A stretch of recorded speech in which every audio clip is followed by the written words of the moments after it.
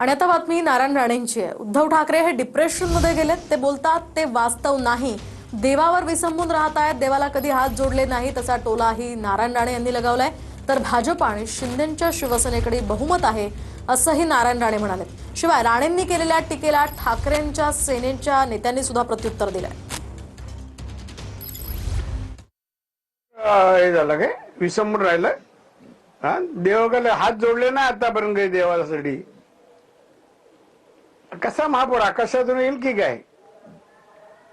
संख्या बघ म्हणा जरा, एवढा फरक कसा का भरून काढणार?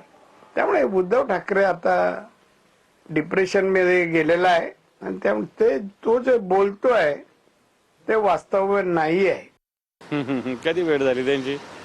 उलटे डिप्रेशन मध्ये ते दिसत नारायण राणेंचा चेहरा आणा समोर, ते डिप्रेशन मध्ये का उद्धवजींचा आणा चेहरा समोर। उद्धवजी तर काल प्रेस कॉन्फरन्स मध्ये गेले होते ना सेना भवनला, आता आम्हाला सगळ्यांना भेटले। त्याच्यामुळे मला वाटतं नारायण राणेंनी तरी समोर येऊन बोलावं, चेहरा कोणाचा डिप्रेशन मध्ये कळेल।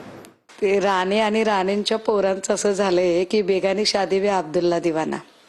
कोणी विचारात घेत नाही, कोणी तुम्हाला प्रतिक्रिया विचारत नाही, तरी ज्या पद्धतीने प्रतिक्रिया देतात हे वाईट आहे। बाळासाहेब ठाकरेंची जी खुर्ची, ज्या खुर्चीला प्रमाण मानून मातोश्रीवरून ते सगळ्यांना संबोधतात, ती देवाच्याच स्थानी आहे आणि त्यामुळे इतरांनी त्यावर बोलायची गरज नाही। आणि हो, देवाच्या मनात म्हणजे देवाच्याच मनात, कारण नावाला नुसता देवा असून आणि कामात सगळा मेवा असणारी लोक, यांना काही देव बिव काही कळत नाही, कारण ती सगळी दानवी वृत्तीची लोक आहेत।